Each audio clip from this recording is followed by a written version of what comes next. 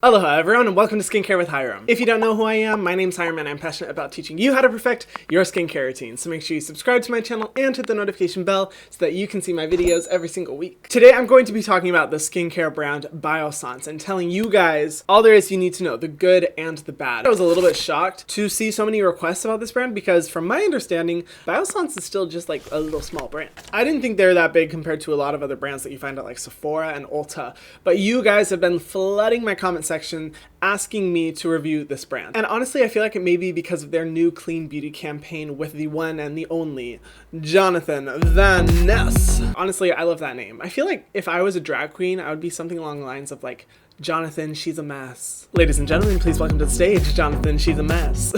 For all my people out there who watch Trixie and Katya, that was a reference. So let's get into it. All right, so first I'm gonna give a short explanation of what the brand is, how they differentiate themselves, unique things about them. Then I'm gonna talk about all the products that I've used and what I like and dislike about each of them. And then I'm gonna give you my thoughts on just the brand overall, what I think they're good at and what I think they really need to change ASAP. Okay, so for a backstory of Biossance, the company actually originated in a biotech lab in Berkeley, and it was the same biotech lab that created an accessible cure for malaria, which has been administered over 120 million times around the world, which is just honestly like incredible. And I know Biossance kind of like rides on this statement, even though I don't think the company themselves has anything to do with the cure for malaria that was developed. They were developed in the same lab. Now, if you know anything about Biossance, you know that on every single product, their primary ingredient that they focus on is squalane. Now, what is squalane? First, I feel like I have to explain the difference between squalene and squalane because they are different. Squalene is something that we find in our skin. It is basically what keeps our skin moisturized, and it's a mixture of like our sebum, our skin's oil production, moisturizing factors that helps to keep our skin moisturized.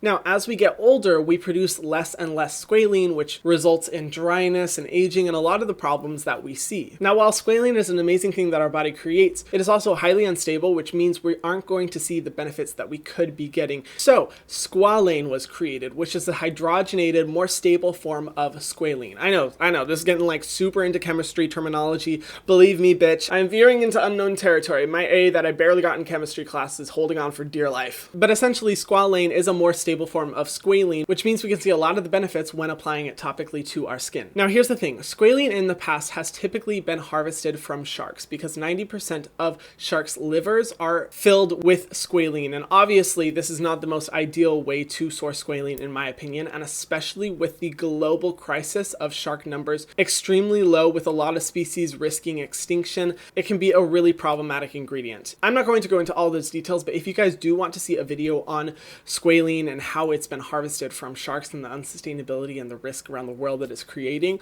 I would love to create one for you. Now, here's where Biossance differentiates themselves. They say that obviously sourcing squalene from sharks is unethical, but they also say that sourcing squalene from olives is unstable and not as reliable. So they managed to be able to find a way to source squalene from sugarcane, which they claim makes it much more stable, as well as ensures the sustainability because sugarcane is a plant that can be easily regrown without harming the areas or growing conditions that it's in. Now, honestly, when I was doing a little bit of background research, I wasn't really able to find any conclusive scientific studies showing that sugarcane is way better than olive in terms of sourcing squalene. But you know, I definitely think it is innovative, and I'm always for companies finding new avenues of sourcing ingredients that could potentially be better than the options that we already have. So I don't have a problem with it. A few more things I love about the brand. Their packaging is recyclable. The majority of their products come in glass packaging, which I absolutely love because it can be recycled an infinite amount of times. They are Forest Stewardship Council certified FSC, which means they operate in an environmentally sustainable way. Their boxes are made of renewable sugarcane and are compostable as well. They are vegan and cruelty-free, and they are partners with Zagaia, which is a nonprofit organization that helps to deliver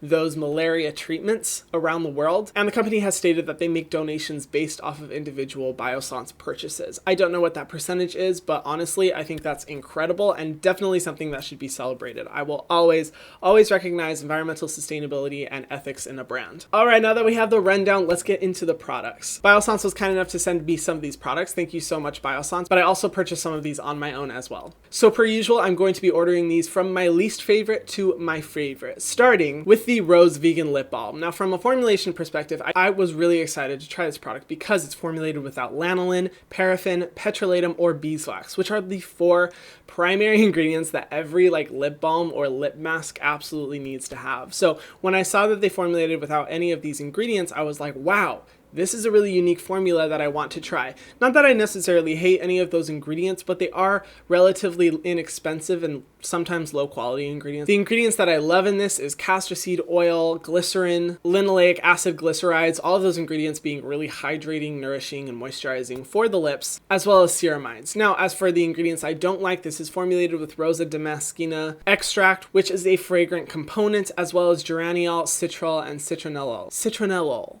I always pronounce that ingredient wrong. Ugh. All of those ingredients are really irritating fragrant components and can pose a risk to the skin. But at the same time, it's hard to find a lip balm that is formulated without fragrance, so it's not the worst thing in the world. It's definitely something I usually find. Now, why is this my least favorite product in the line? Because I cannot stand the smell. It smells awful. If it doesn't linger for a long time, I usually don't have a problem with any type of cosmetic smell because I'm like, hey, if the formula is good, I don't really care. But this smells so strongly of rose. And if there's one smell that I cannot stand, I hate, it's rose. It's just that sickly sweet rose smell. I feel like maybe it's just a little bit of a triggering scent for me because every time I smell rose, it makes me like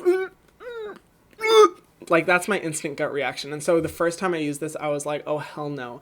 And also the reason being, it's right on your lips, which is directly under your nose, which means you're going to smell that shit all day. And sure enough, it takes forever for the smell to kind of wane off from this, which is something I definitely don't like. But I will say, from a formulation perspective, I thought it was fine. It delivered moisture, but it definitely wasn't something where I only had to put it once and then I was fine for the rest of the day. I had to reapply it. And I'm just like, oh, I wish they would have formulated this without rose and instead just had a good standard lip balm that just worked and performed well. I would have purchased it because it comes in glass packaging. But for that reason, I will not be using this product anymore. If you guys are looking for a better alternative, in my opinion, the Primera mask is so freaking good because it delivers hydration for a long time throughout the day. It is formulated with fragrance, but it's also similarly formulated without any of those ingredients I was talking about before, making it a pretty high quality lip mask in my opinion. Moving on to the next product, and this is a mini size. It is the Marine Algae Eye Cream. I think this is their newest launch that they have, or their second newest launch. I don't know. It's a relatively new launch. It is a hydrating eye cream that has a little bit of a natural tint, which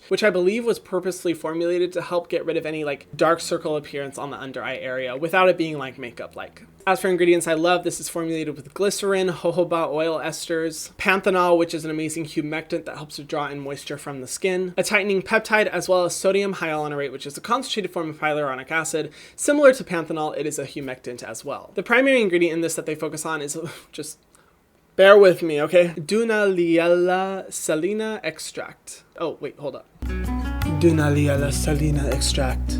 Fragrance for him. Dior. I don't know how to pronounce it. That's just how I'm going to go with it. This ingredient is a form of algae that is a beta carotene, which basically means it's a good antioxidant that has a lot of hydrating and protectant abilities. I have to say, from a formulation perspective, I honestly really liked this eye cream. It was very hydrating, but not too thick on the under eye area. I really like the tint just because it helped to get rid of a little bit of that darkness that I get sometimes. As for my negatives, I will say the only thing is that this is kind of expensive. It's $54, which honestly for an eye cream is pretty pricey, especially considering that eye creams are really unnecessary products in a skincare line. Yes, they're nice and sometimes they can make it a little bit easier, but essentially you can apply pretty much anything on your under eye area similarly to your face. A lot of companies don't want you to believe that because they want you to buy into the marketing factor of eye creams, but in reality, you can put your moisturizer all the way up to your under eye area and get relatively the same results. So while I loved my experience with this product, I do think it's a little bit on the pricey side, but if you are willing to spend that money, definitely think it's a good eye cream. On to the next product. It is their Omega Repair Cream. Now this one, the formulation is Balm. It's formulated with glycerin, shea butter, ceramides, jojoba oil, sodium hyaluronate, as well as linoleic acid, which is known for its hydrating abilities as well as soothing abilities. It's also formulated with vitamin E as well. I have to say this product is extremely hydrating. If you are someone with very dry skin that needs something to carry you through this winter, I highly recommend this because it is a very thick, heavy cream. Honestly, when I think back to the days when I lived in the mainland and I had eczema, I would have absolutely loved this cream. And I also am a fan of it because it is fragrance free as well. The only thing why it's not like one of my favorite products from the brand is because it's just a little bit too heavy. I do have some dry areas on my cheeks, but I found that this was even just a little bit too moisturizing for those areas, which is why I think it's definitely more ideal for someone who struggles with eczema or extremely dry, flaky skin. And the other thing I love about it is that a little bit goes a long way. So the fact that it's in this large job will mean that this product lasts for a very long time. On to the next product. It is their 100% Squalane oil. I love this product. And this was the very first product that I ever purchased from Biossance. This is exactly what it says. It is 100% their sugarcane Squalane oil. I think I got it in the sale, and I got it with the intention of using it on my body, but I have also used it on my face as well. I absolutely love this oil, and it's very different from a lot of the other Squalane oils that I've used in the past, because typically I find Squalane to just be a little bit too heavy for my skin. And I don't know if it's just because all those other products have been extracted from olives, but my experience with this one has been so freaking good. It's so lightweight, but it delivers a ton of moisture into the skin. Every time I use this on my dry cheek area, my cheeks are happy. They aren't complaining. After I exfoliate my body, I just apply this oil all over my skin, and it feels amazing. Another reason I absolutely love this is because when I first got it with the intention of using it for my body, I was like, you know what? I'm gonna go through this like in a month. And I don't know about spending this much money for just a month's worth of product, but I have to say a little bit goes a long way, because you only need like a few drops for your face, and for your body, I don't even use an entire pump. I use probably a third of a pump, because a little bit just goes such a long way. And I definitely think this is ideal for anyone who is wanting to take care of their body without having to use really heavy body butters and moisturizers. I live in Hawaii where it's always super humid, and so using any of those types of products just never work because you end up sweating them out. But with this oil, it was always just so lightweight and stayed on my skin. I just love it. Definitely a good product, and in my opinion, a really good price point considering how long it lasts. And then for the final, my favorite product from the brand, and this is the mini size, is the Probiotic Gel Moisturizer. If you guys haven't watched my best skincare of 2019, I featured this product in that video. This moisturizer, oh my god, is so freaking good. For ingredients I love, this is formulated with their Squalane, but also glycerin. It's also formulated with lactococcus ferment lysate, which is a lactic acid bacteria that has been shown to reduce oiliness within the skin and possibly have, benefits in terms of healthy bacteria count, warding off bad bacteria on the surface of the skin. And of course, this product is fragrance free. A hydrating algae, sodium hyaluronate, but aside from those ingredients, the reason why I love this product so much is because of the way that it's formulated. Typically, whenever you have a Squalane-based moisturizer, it's going to be heavy because Squalane is a more heavy oil. And in my experience, every Squalane product that I've used besides this one is typically just too heavy for my oily T-zone area. But this formulation is just incredible because it's such a lightweight gel that absorbs into the skin so freaking quickly, and best of all, as I go throughout the day, I do not notice any sweating out of the product or any excess oiliness in those areas. It does such a good job of controlling the oil while simultaneously moisturizing my oily areas, which is just so freaking cool. And I definitely think it speaks to the formulation abilities of this brand, because I definitely think the way that this product is formulated is really revolutionary, innovative, something I just have never seen before. The only downside to this product is that you do go through a lot quickly. Like, I use probably the equivalent of 3 pea-sized worth drops across my face, which is, kind of a lot, especially compared to their repair cream. But honestly, in my opinion, for the quality of this product, it's worth it. All right, so those are all the products that I've tried throughout the brand, but I still have some thoughts about the brand overall, because I feel like I've touched on a lot of the positive things, but I haven't touched on some of the things that I don't like about the brand. Now, I absolutely love that this brand is very ethical and sustainable in the way that they practice their work. I just think that is the best thing, and a lot of inspiration needs to be taken from other brands to follow suit. I also think that some of the products that I use and speak to the very high level of formulation abilities that they have. And I definitely hope to see this brand grow a lot in the future. But here, I have some problems with the brand. Now, when I first discovered this brand, knowing that they were formed out of a biotech lab, I was like, yes, this is a brand grounded in science. They are going to do what's best for the skin, what is the most healthy for the skin's barrier, and just pump out some stellar products. But I started noticing that a lot of their products are formulated with fragrance. Now, these products that I talked about in the video, except for the Vegan Rose Lip Balm, are all formulated without fragrance. But pretty much every single other product that they have in their line has some type of fragrance in it. The typical ones being geraniol, citral, citrullinol, as well as irritating essential oils. And this was a little bit confusing to me because I'm like, you guys claim to be a science-based brand, but you are formulating with ingredients that are known to be irritants and potentially damaging to the skin. Why?